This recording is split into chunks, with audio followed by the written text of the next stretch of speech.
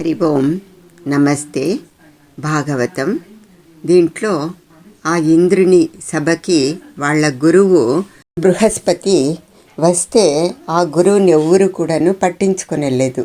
దేవతలు పట్టించుకోరు, ఇంద్రుడు కూడాను చూసి చూడనట్లుగా ఉంటాడు. తనకి అవమానం జరిగింది అనేసి బృహస్పతి వెళ్ళిపోతాడు. ఆ బృహస్పతి వెళ్ళేటప్పుడు ఇంద్రుడు అనుకుంటాడు, అయ్యో తప్పు చేసినాను, ఇంకా తన లోకానికి కీడు జరుగుతుంది అని అనుకుంటాడు. ఇంద్రుడు అనుకున్నట్టుగానే బృహస్పతి యొక్క అనుగ్రహాన్ని దేవతలంతా కోల్పోతారు.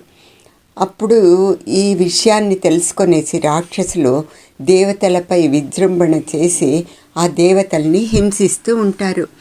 ఆ విధంగా ఇంద్రాధిపత్యానికి ముప్పు అనేది ఏర్పడుతుంది. ఈ చేసిండే తప్పు ఎలాగైనా సరి చేసుకోవాలి అనేసి ఆ బృహస్పతిని వెతుక్కుంటూ అతని ఆశ్రమానికి పోతాడు ఇంద్రుడు. చూస్తే అక్కడ బృహస్పతి ఉండలేదు. ఎక్కడికి వెళ్ళినాడు అనేసి అడిగితే తెలీదు అంటారు. ఇంకేం చేయాలా అనేది తోచుక మళ్ళీ దేవతల్ని వెంట పెట్టుకొనేసి బ్రహ్మని సందర్శిస్తాడు. జరిగిందంతా చెప్పి ఆ ఇంద్రలోకాన్ని అమరలోకాన్ని కాపాడమనేసి ఆ బ్రహ్మని వేడుకుంటే బ్రహ్మదేవుడు అభయాన్ని ప్రసాదిస్తాడు. నువ్వు విశ్వరూపుణ్ణి ఆశ్రయించు అని చెప్తాడు. దేవతలతో సహా విశ్వరూపుణ్ణి ఆశ్రయించి దేవతలకంతా ఆచారత్వము అనేది స్వీకరించు అని వేడుకుంటే ఆ విశ్వరూపుడు తపసంపన్నుడు బ్రహ్మవిధుడు అయ్యింటాడు. అందుకు అంగీకరించలే. ఎందుకంటే ఆ పౌరోహిత్యము బ్రహ్మవర్చస్సు అనేది అవన్నీ కూడాను తగ్గిపోతుంది తనకి అనేసి అతడు అంగీకరించలేదు.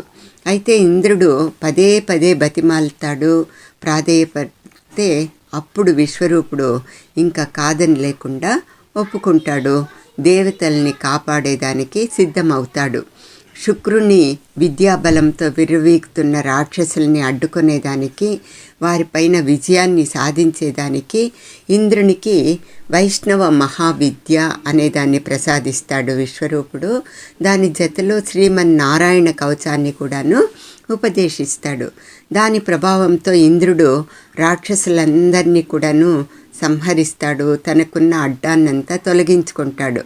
విశ్వరూపుడు దేవతలకి ఆచార్యత్వం వహించేసి అతను రాక్షసి జాతికి చెందిన తల్లి యొక్క కొడుకు కాబట్టి తన మేనమామలైన రాక్షసులకి యజ్ఞంలో ఆవిర్భావాలంతా కూడాను అందిస్తూ ఉంటాడు. అది తెలుసుకొనేసి ఇంద్రుడు రాక్షసులకి ఆవిర్భావాలు అందుతూ పోతే తన ఆధిపత్యానికే ప్రమాదము అని అనుమానించేసి కోపగించుకొనేసి అతడు ఆచార్యుడు అని ఆ విశ్వరూపుణ్ణి చూడకుండా అతనికి 3 తలలుంటాయి. ఆ 3 తలల్ని కూడాను నరికేస్తాడు, చంపేస్తాడు. తనకి ఎంతో మేలు చేసిందాడు అనేది కూడాను ఇంద్రుడు చూసలేదు. ఆ విధంగా చేసినందుకు ఇంద్రునికి బ్రహ్మహత్య పాతకం అనేది చుట్టుకుంటుంది. 1 సంవత్సరం పాటు ఆ పాపాన్ని అనుభవిస్తాడు. ఆ తర్వాత ఆ బ్రహ్మహత్య పాతకాన్ని 4 భాగాలు చేసేసి, ఒకటి భూమికి, జలానికి, వృక్షానికి, స్త్రీలకు అన్నట్లుగా 4 భాగాల్ని 4కి పంచుతాడు. బ్రహ్మహత్యలో ఒక భాగాన్ని స్వీకరించిన దానికి భూమికి ఊసరి క్షేత్రాలు అనేసి ఏర్పడతాయి. అదేవిధంగా ఆ పాపాన్ని తీసుకొని దానికి ఒక వరాన్ని కూడా ఇస్తాడు. ఏమంటే ఎక్కడ గుంతలు తవ్వినా కూడాను అవ్వంతకవ్వే మూసుకొని పోయేటట్లుగా ఇంద్రుడి నుంచి వరాన్ని భూమి పొందుతుంది. అలాగే తను స్వీకరించిన బ్రహ్మహత్య పాతకము జలాలపై నురుగు రూపంలో ఉంటుంది. అయితే స్వీకరించిన పాపానికి ఫలితంగా తనలో చేరిన ద్రవ్యాన్ని ఆకృతిపరంగా అధికం చేసేటట్లు ఇంద్రుడి నుంచి జలాలు వరాలని పొందుతాయి. బ్రహ్మహత్య పాతకం చెట్లలో బంక రూపంలో ఉంటుంది. నరికినా తిరిగి చెట్లు చిగురించేటట్లుగా వాటికి ఇంద్రుడు వరాన్ని ప్రసాదిస్తాడు.